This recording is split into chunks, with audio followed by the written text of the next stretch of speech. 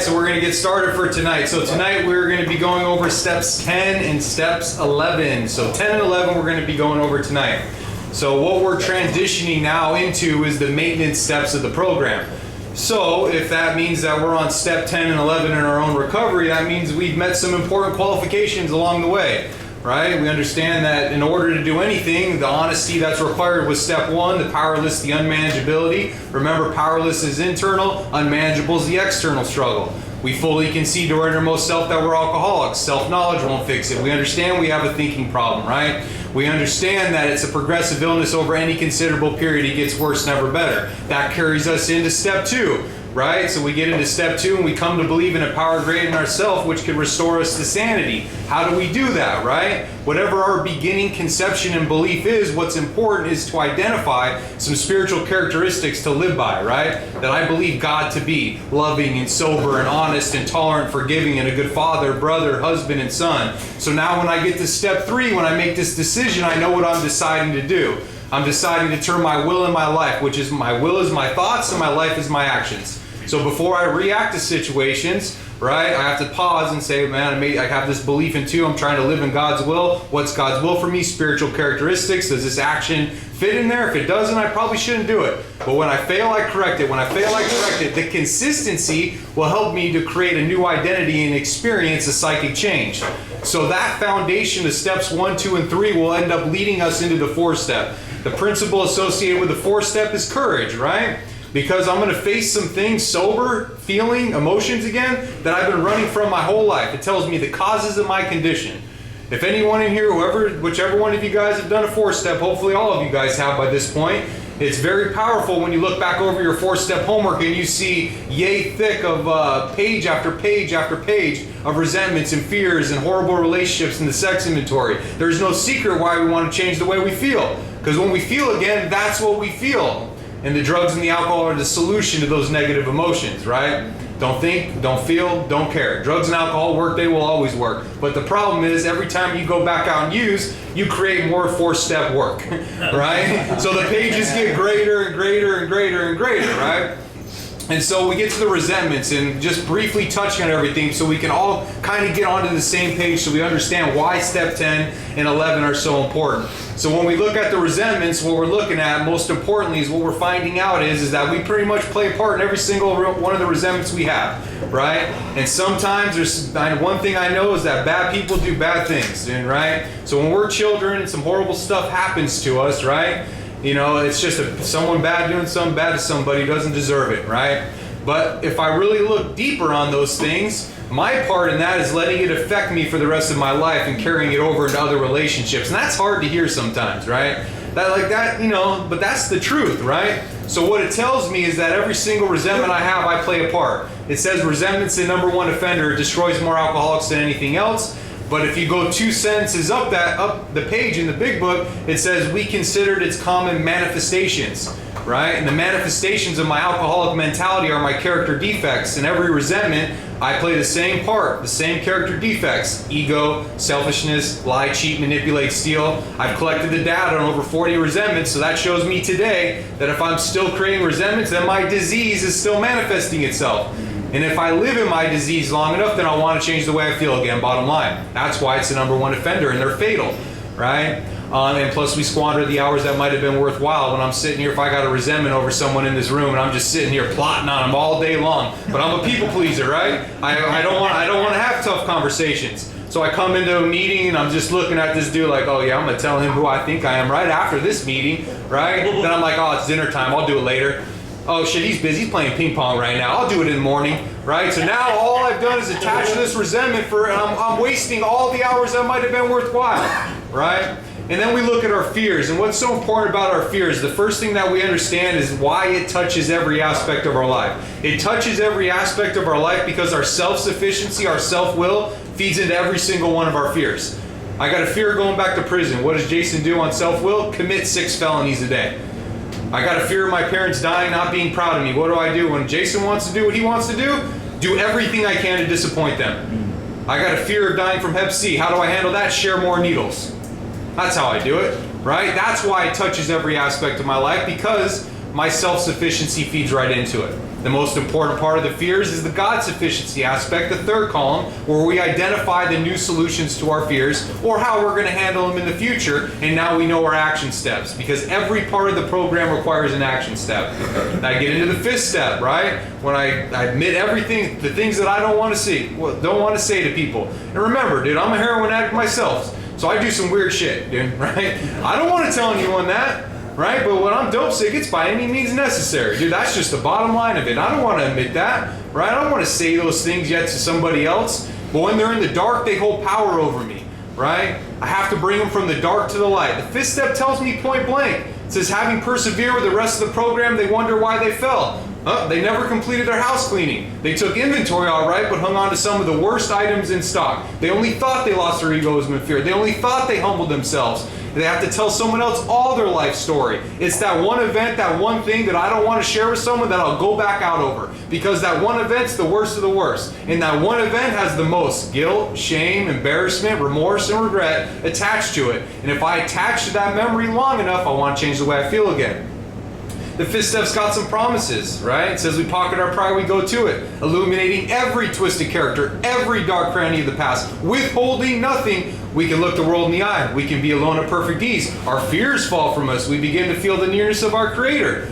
Some believe they're having a spiritual experience. In my experience with the fifth step, it was the first time I could just go, whew, all right. Yeah, my sponsor didn't slide my ass after all these horrible, this crazy shit I just told him. He said, me too, okay. It's going to be all right, man. I can move on from here. Step 6 is removing the objectionable. This is where we create our identity. This is how we're moving forward to be able to have the ability to have something to maintain. So now we understand we have character assets and character defects. Appreciate the fact that we have character assets, and then we have some defects we need to work on. This is where we're going to move forward, remove the objectionable, and not let anything from 4 and 5 weigh us down anymore. 7 is a 7-step prayer. It's a continuation of the 3rd step prayer. It's got the amen at the end of it. My Creator, I'm now willing that you should have all of me, good and bad. I pray that you now remove from me every single defect of character which stands in the way of my usefulness to you and my fellows. Grant me strength as I go off to here to do your bidding. Amen. Now I know what good and bad is because I've seen that. I put it on paper. I know my identity. I did it in 6. 8 and 9, we talked about that the last time we did the big book study here. And we did the 5-step amends process. We pay our bills. We owe people, we pay them, right? We can't shrink at anything. We have to be willing to do whatever it takes to maintain this identity that we have, right? And this serenity and this peace and this spiritual connection. We went over the 5-step amends process. We gained consent. I was wrong when is there any other ways that I've harmed you I'm unaware of? How could I make it right? I'm willing to do whatever it takes. And I could assure you that as long as I continue to live this way, I'll never harm or offend anyone. And I know this is just creating some momentum for the future. Watch my feet, not my lips. And now we've started to build these relationships. So going through all that and progressively climbing, because just like the disease is progressive, recovery is progressive as well. It gets progressively better if we're doing our part. So by this time, we're feeling pretty dang good, right? And so now that carries us over into step 10 and 11, the maintenance steps. So we're going to get into step 10 right now, and we're going to be on page 84. So we're in the middle of 84. The 9th step promises is where we ended last week when we did the big book study. We stopped at the promises. They're the 9 step promises. So now let's move on to 10. All right, so we're in the middle of the page. It says this thought brings us to step 10, which suggests we continue to take personal inventory and continue to right any new mistakes as we go along. We vigorously commenced this way of living as we cleaned up the past. So I don't know about you, but some of you guys have been around meetings for a while and people go home, people go talk about step 10 in the meetings, or they share and they're like, well, I'm going to go home tonight and do a step 10. That's step 11, dude. I hate to break it to you. You hear that shit all the time. And I'll point it out. It says continue to right any new mistakes as we go along. It doesn't say save it for the end of the night, right? And then journal about it. You hear that all the time, dude, right? Step 11 says when we retire at night and upon awakening, and it has the questions that we write down. So this is on spot, right?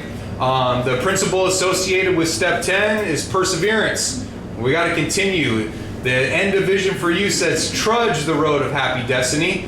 It doesn't say just flow your happy ass along the way and everything's going to be great. It says trudge, dig in, right? Because this is going to continue for a lifetime.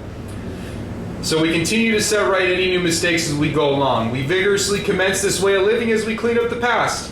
We entered the world of the Spirit. Our next function is to grow in understanding and effectiveness. This is not an overnight matter. It should continue for a lifetime. There's where the perseverance comes from. Continue to watch out for, underline, selfishness, dishonesty, resentment, and fear.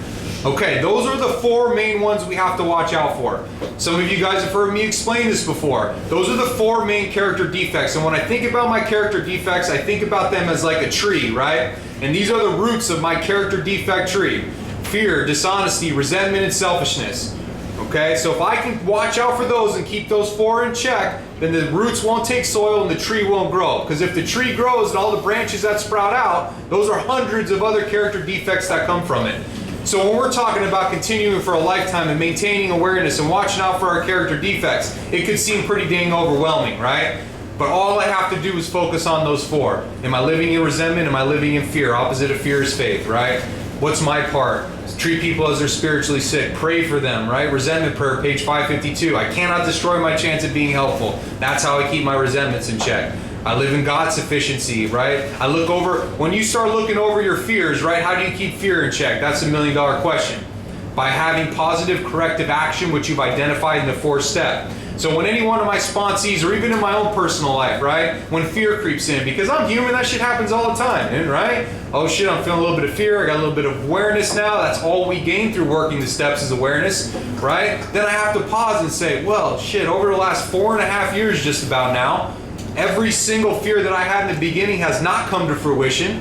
Every single thing in my life has worked out because I continue to do my part. Why would this be any different? I collected data for over 4 years that shows me when I live in the solution, the outcomes are great. Because remember, when we make that decision in step 3, we're deciding to turn our will and our life, thoughts and actions. But this connection, this decision we're making with our higher power, it's a 50-50 relationship. My 50% is the action steps daily. My higher power's 50% is the outcomes in my life. Through awareness, I experience positive outcomes because I'm doing my part. So when fear creeps in, I know that as long as I do my part, I'll still get positive outcomes because I've been getting them now for over about 4.5 years. Right? That's how opposite of fear is faith. That faith, that decision turns into just a fact. I know no matter what, as long as I stay the course, I'm not God, so it's not on my time, but everything ends up working out for me in the long run as long as I continue to do my part. And then we know we have to live with integrity. That's how we keep dishonesty in check, right? I gotta do the next right thing even if no one would know if I did it. Not always the easiest thing to do. And it might not seem like a big deal to do something that's not right, that you know because you have awareness, but to take something that's not yours, to tell a lie, right? It's not a big deal, but what ends up happening now is those character defects are back on the table for you now. Now it's still okay to lie, manipulate, steal, right? So I have to make sure that I stay consistent, I live with integrity. And then this selfishness, right? The easiest way I could explain the difference between God's will and self-will is my will is selfishness and God's will is selflessness. Real simple, I don't have to overcomplicate it. So when we look at step 10 on a day-to-day basis, my job is to make sure I'm not living in those 4. Because if I'm living in those 4 and that tree roots take soil, then what sprouts out is about 100 other character defects now. Right? And if I live in all those, then I'm definitely going to want to change the way I feel again. That's just the facts of it. Okay. When these crop up, it doesn't say wait till the end of the night and journal about them. It says when they crop up, we ask God at once to remove them. We discuss them with someone immediately, make amends if we have done harmed anyone. Then we resolutely turn our thoughts to someone we can help. So right there in those 2 sentences, it's explaining the 3 basic tools of the program. Right? There's a ton of different tools that happen, right? There's a ton of different tools, like I said, that we get. But the 3 basic tools of the program, number 1, talk about the way we feel, share it with somebody. Good emotions, negative emotions, talk about it. Support system, extremely important. Call them up, talk to them. Hey, Pat, I need to talk to you, bro. I'm struggling right now. I got these crazy thoughts. I was at work. This thought creeped into my mind. Or, hey, bro, I'm having a great day. I'm experiencing positive outcomes. I just wanted to share it. We talk about the way we feel, dude. That's what we do. The second thing is, when in doubt, we get connected to our higher power. It says right there, we ask God, get connected to God. Again, God's will for me, and keep it real simple, to live with spiritual characteristics, character assets, gratitude, positivity, and selflessness. Jason's will, negativity, character defect, and selfishness. Whose will am I living in? Which side does my actions fit? It's real easy. Get connected to God's will. and then we resolutely turn our thoughts to someone we can help. Go be of service. So it doesn't matter. Why is that so important? Because it gets me out of self. So if I'm arguing with my wife on the way over here, right, and then I come in here right now, I'm not thinking about that. I'm not thinking about any of that stuff. I'm here to be of service. I'm here to help. It gets me out of self. Now, does that mean that I don't have to go home to her tonight? Nah, it doesn't mean that shit. And trust me, you don't want those problems. She'll make a motherfucker sleep on the couch for a week. They're not even playing. Talk about top ramen like the old days. No squeeze cheese. You know what I mean? Yeah, just a butt naked ramen, dude. You know what I mean? Right? But what it'll mean is that hopefully I'll have centered myself in God's will long enough that when I have to handle that situation, I'll be responding, not reacting. And hopefully, when I respond, I'll respond with love and tolerance, which is the next line of the book. It says love and tolerance is our code. So those are the three just bare minimum tools that we gain, but they're all right here in that one page. So love and tolerance is our code, man. Right? I might not like everybody, but I love you. Right? Love is an action word. Right? I drove all the way across town just to be over here today with you guys, dude, on a Saturday night, 7 o'clock, dude, because I love you and I care about you. Because people came to see me when I was in prison for 8 years. The same men came religiously. Doesn't matter if it was Christmas Eve, Christmas Day. I mean, shout out to those guys, and Pepe and Bill and all the Big Tom and all the guys that were there, man. I'll never forget that. And they came, man. They came no matter what. And then, because remember, love is an action word, right? I might not like you, but I love you. And the reason why that's so important, love is an action word. If I asked every single one of you guys in the midst of your last run, dude, full throttle out there just getting jiggy with it, right? Circle K feet, taking showers at Chipotle and shit. Yeah, you know what it is. Yeah. Right? You got that one foot up in the sink, you know, bird bathing like you're still on the yard and shit. No baby powder. You know what I mean? Right? You're on a sick one, okay? Right? So if I ask every single person in the midst of that deepest, when you're experiencing all five, remember in the doctor's opinion where it talked about all 5 different types of drinkers, right? You're the psychopath, the manic depressant, changing his drug, his brand, his environment, right? You're all of them in one day, right? If I asked you, I say, hey man, do you love your wife? Do you love your kids? Do you love your dad? Do you love your mom? You're going to tell me, yes, you do. And I am not taking that away from you. The facts are is that you absolutely 100% do. But the facts is that your actions are showing that you hate them. And when we feel again, we don't like that shit, dude. I remember I was sitting in the hole, right before I got sober, dude. This was February of 2018. My sobriety date is February 4th, 2018. I just got cell extracted out of the hole because I was wilding out. I just caught a dirty UA. I knew I wasn't going to be able to see my wife again for, I already lost my visits for a year. I'm sitting in the hole, right? And if anyone's ever done any hole time in this room, it's extremely difficult, right? To get a phone call, damn near hard as hell. I don't know, I was in Kingman Hole, they gotta move the clipboard down, if anyone knows what I'm talking about, right, for a phone call. Well, finally I had a break from reality, dude, and I became the dude who kicked the door, right? Kicked the door, yelled and screamed, right? Because all I wanted to do was get one more phone call, right? And that one more phone call, I wanted to lie to my wife and tell her I love her and lie to her about how it was a contaminated sample, right? I was all spun out. My best thoughts were that if I put like 6-inch pubes in the cup, it would contaminate it, right? Like they'd open it and be like, what the like a snake would pop out, and they'd be like, I started reading policy and shit. I'm like, well, so 87.3B says that if it's fucking anything floating in the cup, I'm yelling at the homie next door, hey homie, right, to my neighbor, I got this shit beat, dog. I'm reading policy right now, right? If not, I'll get it on that second appeal at central office. You know what I mean? Yeah, right? Yeah, right? And so, the point is, man, is that they cell extracted me, dude, and I'll never forget it, man. They put me in a porter closet and I just cried, dude, and was like, this is what my life has become, man. I'm sitting in the hole, I'm in Kingman, Arizona. My brother's here tonight. I called him on the chopper asking him for some Western Union, right? Hey, I need some money. I broke a TV. Shit's getting real deep for me. He hung up on me. He didn't talk to me for 2 years. Right? That happened. Yeah, that did happen. And, my parents were done, dude. My wife was done with me. Every single person was done with me, dude. Right? And I just remember, dude, that this is what my life has become, dude. My actions are showing that I hate every single person in my life, but I love them. How is that? I used to call my wife and be like, hey, baby, I need a Western Union to Chihuahua, Mexico right now for a food box. You know what it is, right? I'm hungry. I'm like 123 pounds, dude. I'm hungry. I need some food. I love you. And she'd be like, dude, stop saying that. And I'd be like, what? How dare she? Like, are you kidding me? What do you mean? I love you. But the facts are, is when I'm calling her 3 times a week for money, when she's a single mom supporting our daughter, when I'm gone for 8 years, when I call my mom, when I call my brother, when I call my aunts in New York, when I call every person, right? My actions are representing that I just don't care too much about you.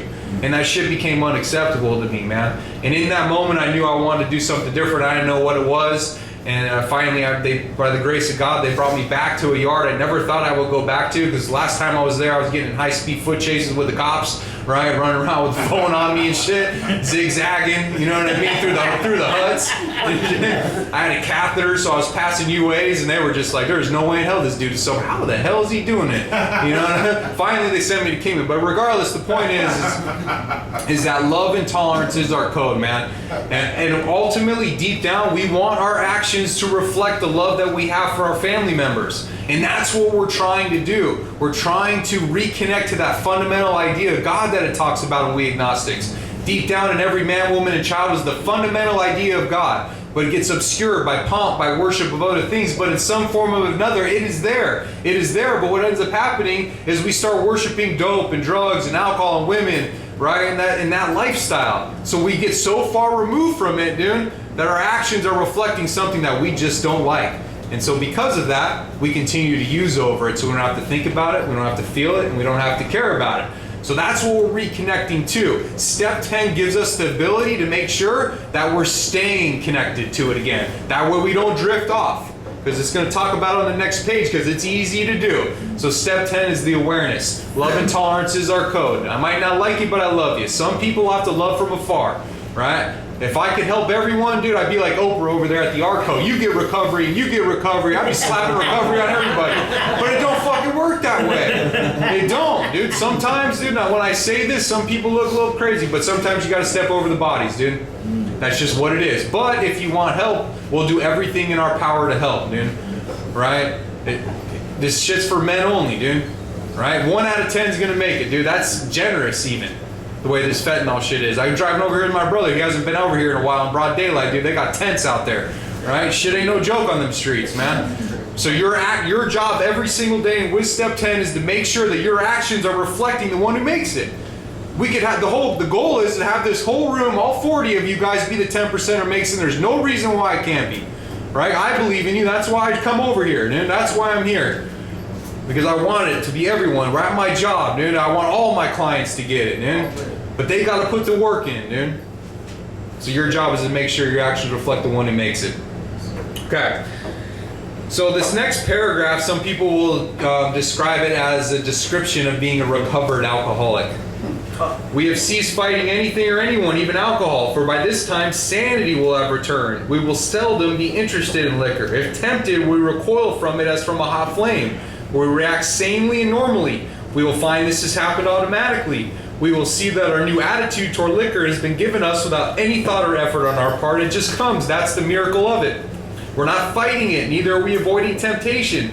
We feel as though we've been placed in a position of neutrality, safe and protected. We have not even sworn off. Instead, the problem has been removed. It does not exist. We're neither cocky nor are we afraid. This is our experience. This is how we react as long as we keep in fit spiritual condition, most important part. Because it's easy to let up on the spiritual program of action and rest on our laurels. Laurels meaning previous accomplishments, right?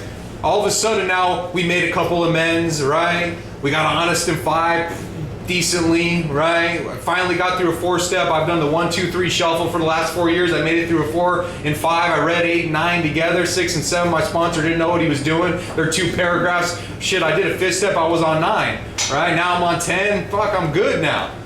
Mom's coming to see me, right? She's answering the phone, dropped off a couple packs of cigarettes, you know. She might actually let me come home, right? The girls start answering the phone again, right? I'm starting to eat and sleep. Shit's good for me. I'm gonna take my foot off the gas, rest on my laurels, get complacent. because we're headed for trouble if we do, for alcohol is a subtle foe. We're not cured of alcoholism or addiction. What we have is a daily reprieve contingent on the maintenance of our spiritual condition. A reprieve is a stay from execution. This disease is trying to kill us on a day-to-day basis, dude. It doesn't matter how many days you got.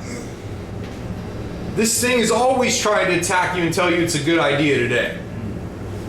And it usually will pick the worst times when you're already experiencing negative emotions, you're resting on your laurels, you missed a couple meetings, you got into it with somebody at work, right? Your girl might be a little upset, the relationship ain't so good, then all of a sudden it thinks it's a good idea just to go out to the bar and have one beer tonight. And remember, we got a thinking problem, right? Because my disease tells me that I can have one beer tonight and go home. And I'm old school, I go to Van Buren when I get fucked up, right? But now I guess it's just the whole I-17 or any QT. You know what, I was coming down for work, right? And I just like, no, I'm just going to cruise Van Buren. Didn't even look the same. You know what I mean? I was like, damn, shit's changed out here. It's just the whole I-17 now, right?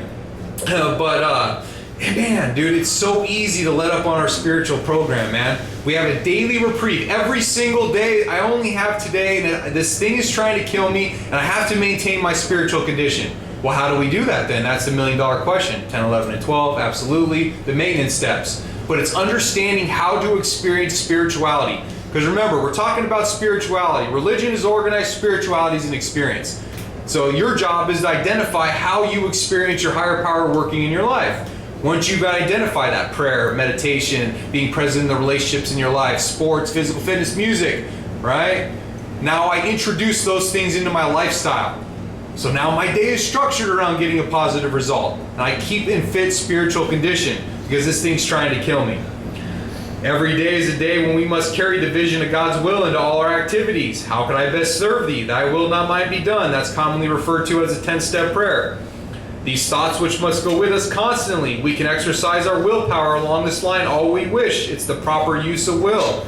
Much has already been said about receiving strength and inspiration and direction from Him who has all knowledge and power. If we're carefully following directions, and that's another thing, the book is meant to be suggestions. Man, it says directions right there. I don't know about you, but that's what it says to me. We have begun to sense the flow of His Spirit into us. To some extent, we become God conscious. We've begun to develop the vital sixth sense, but we must go further, and that means more action. So when we're looking at step 10, by this time, right, we know what recover means, right? Recover meaning the mental obsession, the physical allergy, it's been removed from us, right? But I only have today to keep it in check because it's a daily reprieve. Another good description of being recovered is when character defects are uncomfortable to us.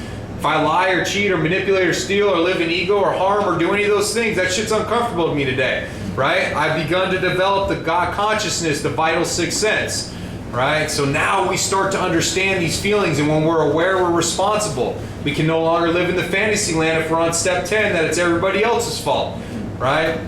So when we get to step 10, man, when I work, I've had the privilege of sponsoring a few dudes, right? And so when we get to this point, you should already have awareness of your character defects. But if you're at step 10 in your own personal recovery right now, this is the suggestion that I give every single person. Take 5 days and collect some data. And the data that you want to collect and you want to journal about is your interactions with others. That's where all my character defects comes from, right? Sometimes I don't even have to say anything, dude. One of my main character defects is judgment and character assassination. I'm looking at this like this motherfucker right here. Shit. Hey, brother. You know, right? I gotta catch this thing, dude, right? So if I want to see what character defects I need to be aware of, so when they crop up at once, I can correct them, sometimes I'll need to collect a little bit of data, right? And the best way to do that is look at your interactions with others. The next thing that I would say to do is make a list of the character assets you lived in today and the character defects. Remember, this isn't a nightly thing. This is just only if you're still struggling with awareness, right? Journal about them so you can see it. Remember, step 11 is when we retire at night, which we're going to talk about now, right? But this is just if you're struggling to understand what to be aware of and when they're cropping up, or you're still acting a fool.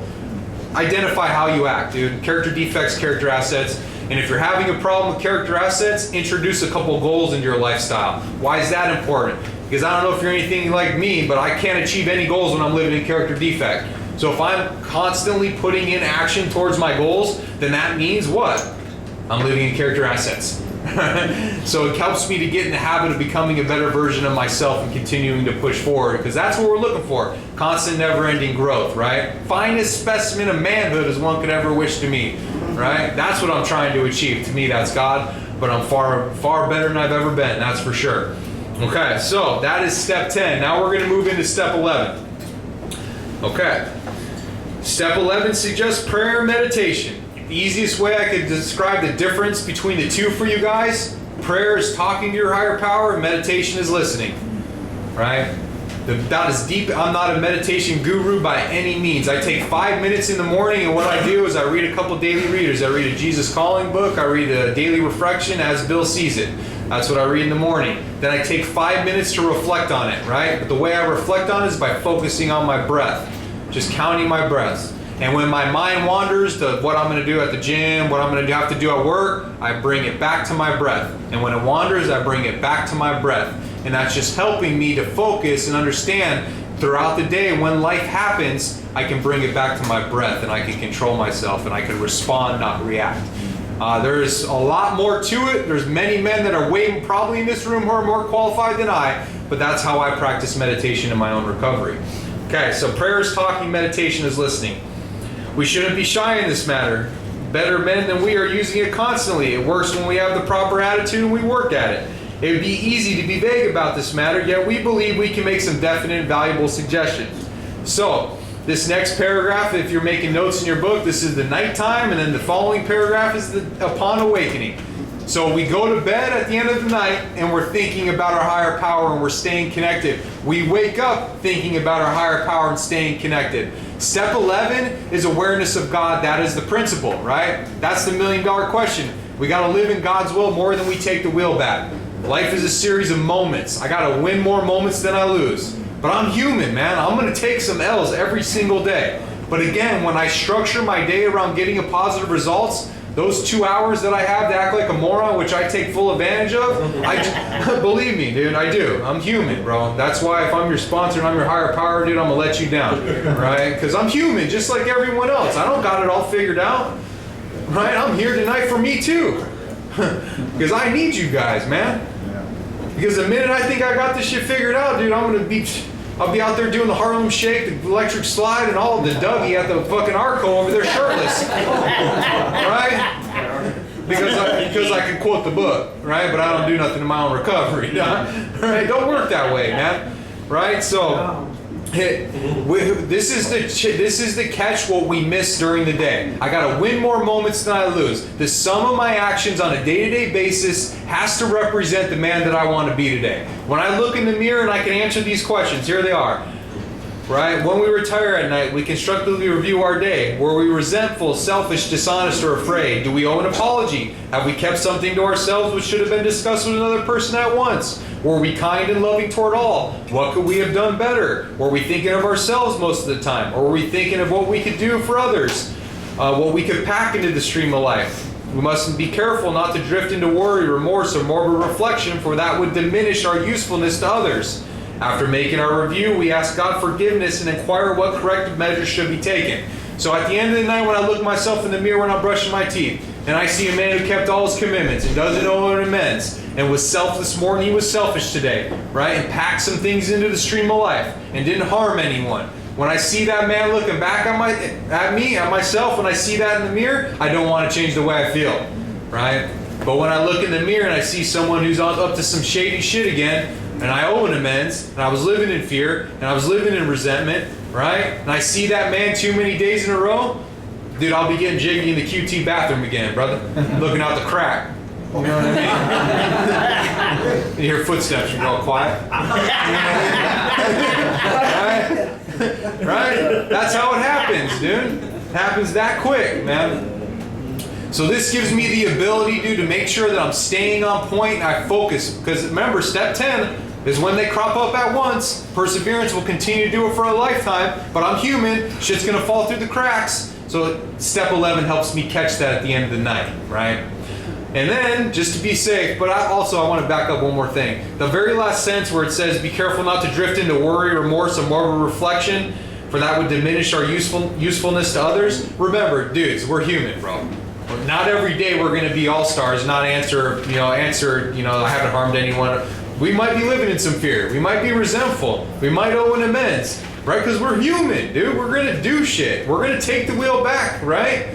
So if you have a day like that, don't beat yourself up over and go down a rabbit hole, dude. Just understand what corrective measures can be taken.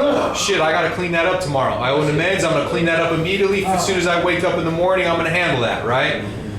I got to get connected, man. I got to call my sponsor. I got to call my support system. I got to look at my part in this resentments. I got to break this shit down because I don't want to look in the mirror and see that guy again today. So if it happens and we have a bad day, dude, don't go down a rabbit hole, dude. Just understand we're going to correct it and be better tomorrow. I might take 2 steps forward and 1 step back, but every day I'm taking another step forward, and that's the whole point, right? Some days I will take steps back, right? Some days are tougher than others, dude. Anyone who comes to meetings and they got 4, 5, 7, 10, 20 years and they talk about life, everything is just great, dude. That's not reality, dude. Life still happens, man. But the only difference is I don't have to use over it today, right? Because I continue to stay engaged in my program as best as I possibly can, man. And that's what's most important. So that's how we retire at night.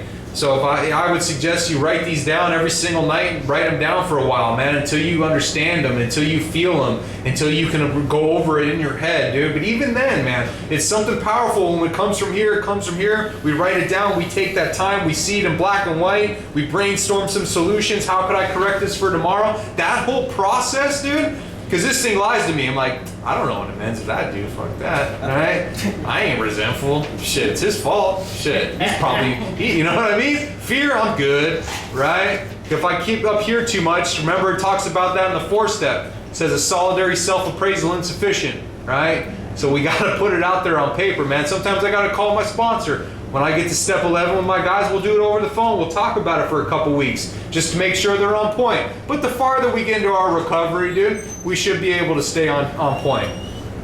So this is how we start today. Upon awakening, let us think about the 24 hours ahead. We consider our plans for the day before we begin. We ask God to direct our thinking, especially asking you to be divorced from self-pity, dishonest, or self-seeking motives. Under these conditions, we can employ our mental faculties with assurance, for after all, God gave us brains to use. Our thought life will be placed on a much higher plane when our thinking is cleared of wrong motives. In thinking about our day, we may face indecision. We may not be able to determine which course to take. Here we ask God for inspiration, intuitive thought, or an action. We relax, we take it easy, we don't struggle. We're often surprised how the right answers will come after we've tried this for a while. What used to be the hunch or the occasional inspiration has gradually become a working part of the mind. So we start our day, dude. The best piece of advice I can give everyone is you got to win the morning, dude. Win the morning, bro. I mean, think about it, dude. The days that you get up late, right? You got to fire men out of bed like you used to do on the yard. Remember when you used to fire men out of the bed to breakfast and not brush your teeth?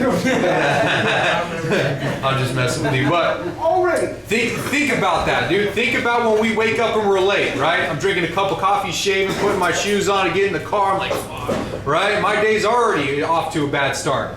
The days I get up, dude, I'm an early riser, dude. I'm up at 4:45 every day, dude. I take my time. I drink a cup of coffee, dude. I do prayer. I do meditation. I read my readings. I go to the gym every single day, rain or shine. I listen to Motiversity or motivational music while I'm at the gym. I'm organizing my day upon awakening. Those are all ways. So I got prayer, I got meditation, I got physical fitness, and I got motivational music. There's 4 ways that I experience my higher power working in my life. That gives me that positive result. That balance, because remember, balance is all about intake versus output. How much do I give and how much do I take in? So before the sun even comes up or most people are out of bed, I've already experienced God and taking some things into my soul, and that's the foundation for my day. Win the morning, dude.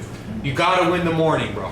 Upon awakening, win that shit. That will set the tone. But remember, one thing I tell everyone, you can restart your day at any time. If you got off to a bad start, dude, go back, hit your knees, man, make your bed again. Sit back up. Restart your day at any time. Being still inexperienced and having just made conscious contact with God, it's not probable we're going to be inspired at all times. We might pay for this presumption in all sort of absurd actions and ideas. Nevertheless, we find that our thinking as time passes will become more and more on the plane of inspiration. We come to rely upon it.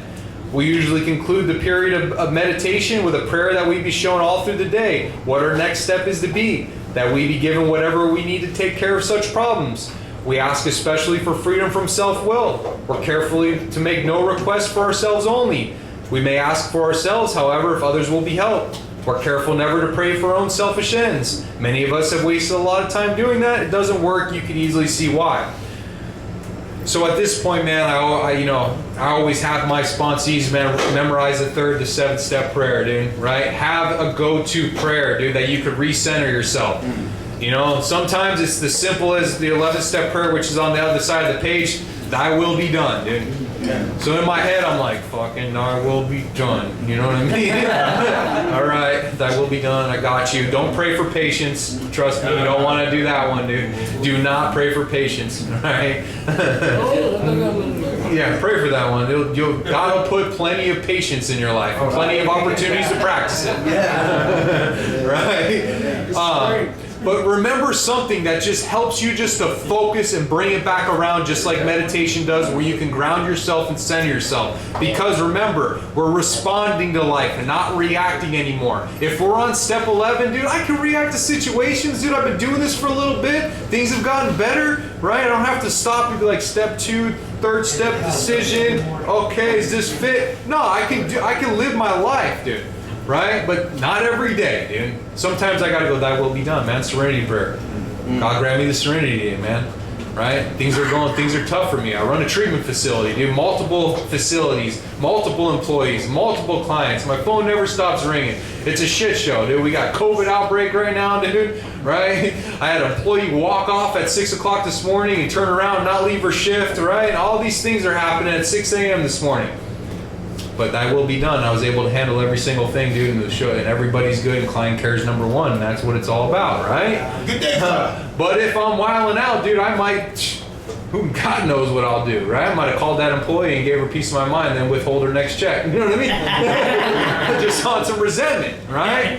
But I can't live that way anymore because it's fatal to my own recovery. Okay. If circumstance warrant, we ask our wives, friends to join us in morning meditation. If we belong to a religious denomination which requires a definite morning devotion, we attend to that also.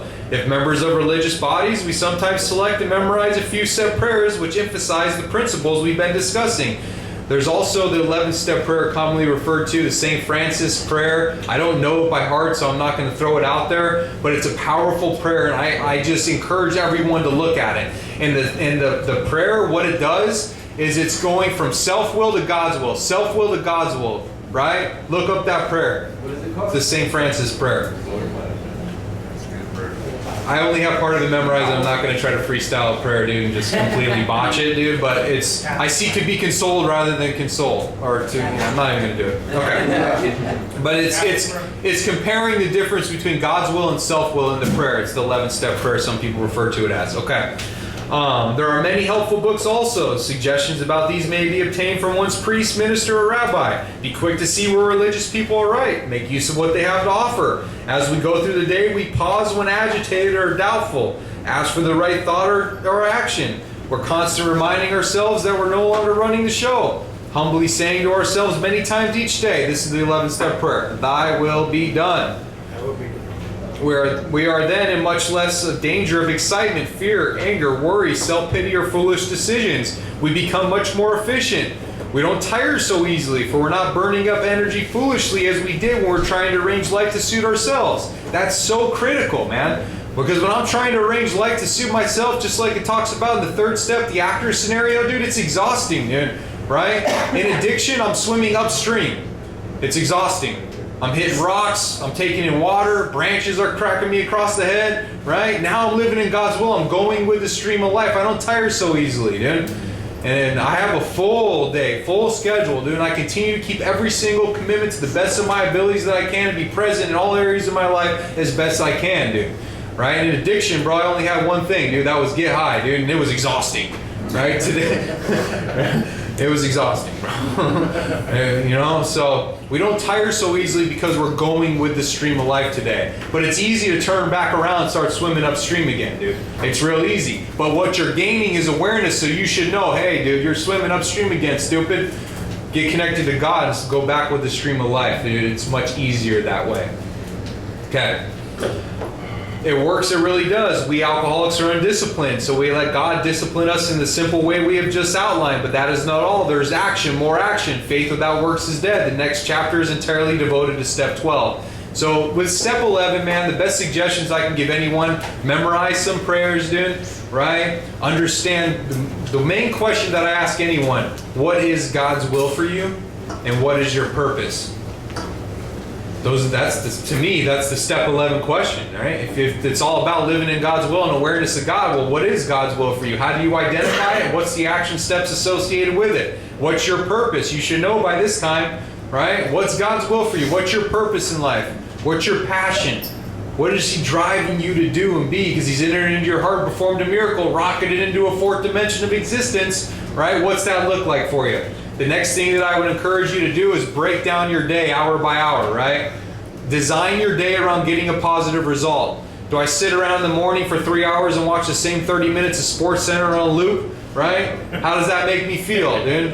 Why don't I watch 30 minutes? And then why don't I read some motivational stuff for 30 minutes? Why don't I go to the gym for 30 minutes, right? How long does that feeling from the gym make me feel good? All day long. That becomes a non-negotiable, right? So now what I'm doing is I'm designing my day around winning, around experiencing God all day long. So analyze you guys are here, right? So what's the non-negotiables of your day? What do? You sit around and play spades all night long, which don't get it twisted, I like playing spades, right? But we're talking about life or death right here, dude.